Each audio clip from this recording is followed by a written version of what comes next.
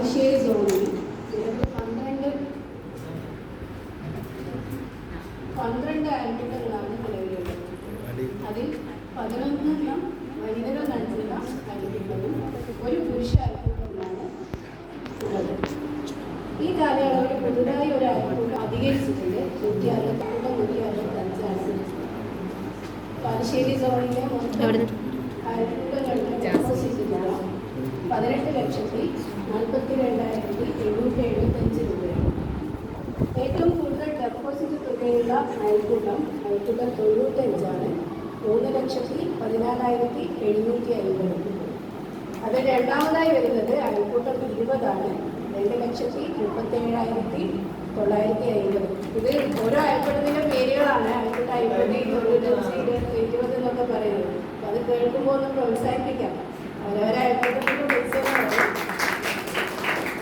മൂന്നാം സ്ഥാനത്ത് നിൽക്കുന്നത് അയൽക്കൂട്ടം 21 2,19,240.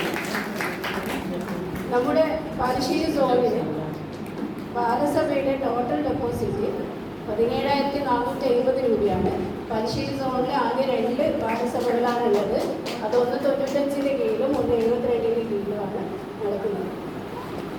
അതുപോലെ തന്നെ പാലശ്ശേരി സോണിൻ്റെ ലോൺ എമൗണ്ട് എന്ന് പറയുന്നത് 24,99,000 രൂപയാണ് 2023 കാലയളവിൽ എടുത്തിരിക്കുന്നത്. അതിൽ ഏറ്റവും കൂടുതൽ തുക ലോൺ ലഭിച്ചിരിക്കുന്നത് അയൽക്കൂട്ടം 20-നാണ്. 7,91,000 രൂപ.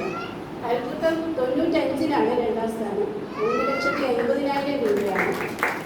അയൽക്കൂട്ടം 34 2,68,000 രൂപയും ലോൺ ഇനത്തിൽ ലഭിച്ചിട്ടുണ്ട്. പാലശ്ശേരി സോണിൻ്റെ ഹെൽപ്പിംഗ് ഹാൻഡ് കളക്ഷൻ 73,425 രൂപയാണ്. അതുപോലെ തന്നെ സേവന കേന്ദ്രത്തിന് വേണ്ടി പാലശ്ശേരി സോൺ നൽകിയത് 35,470 രൂപയാണ്. 2023 കാലയളവിൽ കുട്ടിൻ്റെ പേരിൽ നൽകിയ ഓണം കിറ്റ് 3 അയൽക്കൂട്ടങ്ങളിലായി 4 പേർക്ക് നൽകിയിട്ടുണ്ട്. അതുപോലെ തന്നെ റമദാൻ കിറ്റ് 15 കിറ്റുകളാണ് ലഭിച്ചിട്ടുള്ളത്. ഇതിനായി 13 അയൽക്കൂട്ടങ്ങളിൽ നിന്നും 7 അയൽക്കൂട്ടങ്ങൾ സംഭാവന നൽകിയിരുന്നു. 31,100 രൂപയാണ് അതുപോലെ തന്നെ ഈ കാലയളവിൽ നടന്ന ഏറ്റവും ശ്രദ്ധേയമായ പരിപാടിയായിരുന്നു 10th ആനിവേഴ്സറി. അതിൻ്റെ ഭാഗമായി ഓരോ മെമ്പേഴ്സും നൽകേണ്ട 150 രൂപ പാലശ്ശേരി സോണിലെ എല്ലാ അയൽക്കൂട്ടം അംഗങ്ങളും നൽകിയിട്ടുണ്ട്. അതുപോലെ ആനിവേഴ്സറിയുടെ ഭാഗമായി നടത്തിയ മത്സര പരിപാടികൾ പാലശ്ശേരി സോണിൽ നിന്നും മികച്ച രീതിയിലുള്ള പങ്കാളിത്തമായിരുന്നു ഉണ്ടായിരുന്നത്.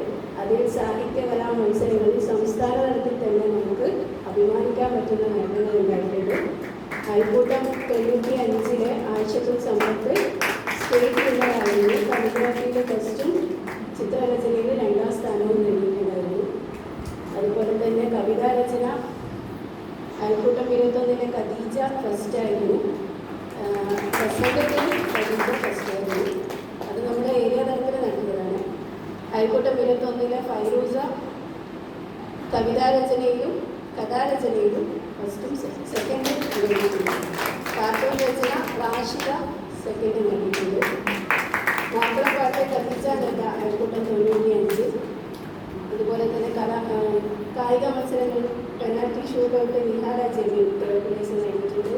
ഓലവടയിൽ അയൽക്കൂട്ടം 20-ലെ ഹസീന തേർഡ് നേടിയിട്ടുണ്ട്. കരഘോഷങ്ങൾ അയൽക്കൂട്ടം 34-ലെ നദീര തേർഡ് പ്രൈസ് നേടിയിട്ടുണ്ട്. കമ്പവള്ളിയിൽ പാലശ്ശേരി സോണായിരുന്നു 3ാം സ്ഥാനത്ത്.